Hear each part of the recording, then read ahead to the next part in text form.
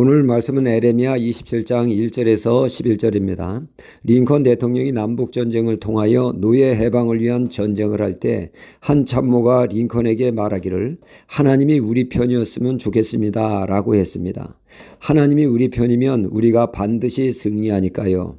이 말에 링컨은 아주 의미심장한 말을 남겼다고 합니다. 하나님이 우리 편이기를 논하기 전에 우리가 과연 하나님의 편에 서 있는가를 진지하게 돌아보아야 한다고 말이죠. 아주 의미가 깊은 말씀이 아닐 수 없습니다. 사실 성경에 나오는 사울왕과 다윗은 게임이 되지 않습니다. 사울왕은 갖출 것은 다 갖추었죠. 수많은 군사를 말입니다. 이에 다윗을 따르는 무리는 오합지졸의 수적으로도 열세입니다. 그러니 승리는 사울왕에게 가는 것이 당연합니다. 하지만 실제 상황은 어떠했습니까? 다윗이 결국 모든 예상을 깨고 승리하지 않았습니까? 그 원인은 다름이 아닌 하나님이 다윗의 편에 되어주셨기 때문이죠. 다윗이 사울왕에 의해 꼼짝없이 생포될 위기에 있을 때마다 하나님이 그 위기를 벗어날 수 있도록 그의 편이 되어주셨습니다. 다윗이 사울왕에게 생포될 위기에 처할 때 하나님은 블레셋이 갑자기 쳐들어오게 하여 발등이 불이 떨어진 사울왕은 다윗을 눈앞에 두고 철군해야 하는 일들이 벌어졌죠. 이렇듯 다윗이 위기를 만날 때마다 하나님은 다윗의 편이 되어주셨습니다. 하나님이 다윗의 편이 되어주심은 다윗의 삶이 하나님의 편에 선 삶을 살았기 때문입니다. 가령 사울왕이 다윗을 잡으러 왔다가 갑자기 용변이 말이 없습니다. 그리하여 그는 동굴 앞에서 볼일을 보게 되죠. 그때 그 굴 속에 다윗과 그의 부하가 숨어 있었습니다. 부하들은 말합니다. 하나님이 주신 기회라고 조용히 엉금엉금 기어가 무방비 상태인 저 등짝을 내리꽂으면 이 지긋지긋한 도망자의 삶은 졸업합니다. 이제 우리의 세상이 됩니다. 이 기회를 절대 놓쳐서는 안 됩니다.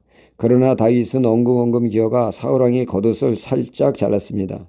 죽일 수 있는 기회인데 살려주었다라고 하는 증표로 말이죠.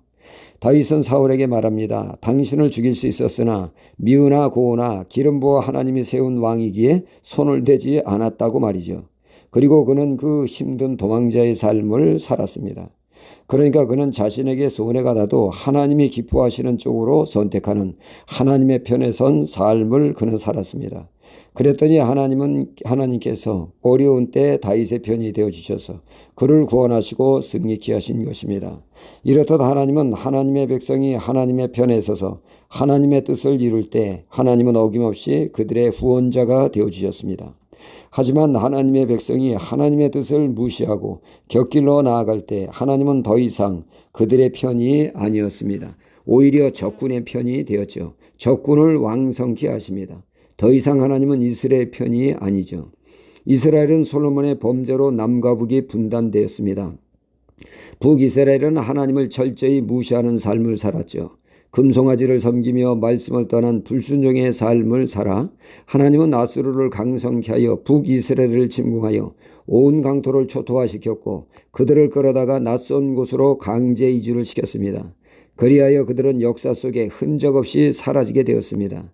남유다는 북이스라엘의 멸망을 보고도 하나님의 뜻에 따라 사는 교훈을 얻지 못했고 그들은 그들보다 더한 우상 숭배와 불순종으로 빠져들었죠. 그리하여 하나님은 유다 편이 되어줄 수 없었습니다. 적국인 바벨론 느부갓네살 왕을 하나님이 적극 밀어주십니다. 유다와 주변 나라들은 바벨론에 항복하여 그들의 지배하에 있으라고 말이죠. 항복하라고 하십니다. 하나님이 바벨론을 들어쓰시면 그들이 의로워서가 아니라 그들을 심판의 도구로 사용하신 것입니다. 축복의 도구가 아닌 심판의 도구로 말이죠. 혹독한 지배하에 남유다는 지난날 자신의 삶을 회개하고 신앙을 회복하는 계기로 삼으라는 말씀입니다. 불순종에 대한 징계를 받아야 될 때라는 말씀이죠. 하나님의 백성의 죄악을 징벌하는 하나님의 뜻이 있기에 항복하여 징계받는 것이 살 길이라고 외칩니다. 거짓 선지자의 말에 현혹되어 싸우지 말라고 주의를 주고 있죠. 자신들의 죄악된 삶을 돌이키는 계로 삼을 때라는 말씀입니다. 다시금 하나님이 그들의 편이 되어 주실 수 있는 말씀에 신실한 사람, 말씀에 순종의 삶을 사는 하나님을 경외하는 신앙을 회복할 때라는 말씀입니다. 혹여 우리는 내가 원하는 대로 나 중심으로 신앙생활하고 있지는 않습니까? 신앙은 하나님의 뜻에 우리가 맞추어가는 것입니다. 그럴 때 하나님이 우리 편이 되어 주시며 다양한 은혜와 축복을 누리게 하십니다. 할렐루야.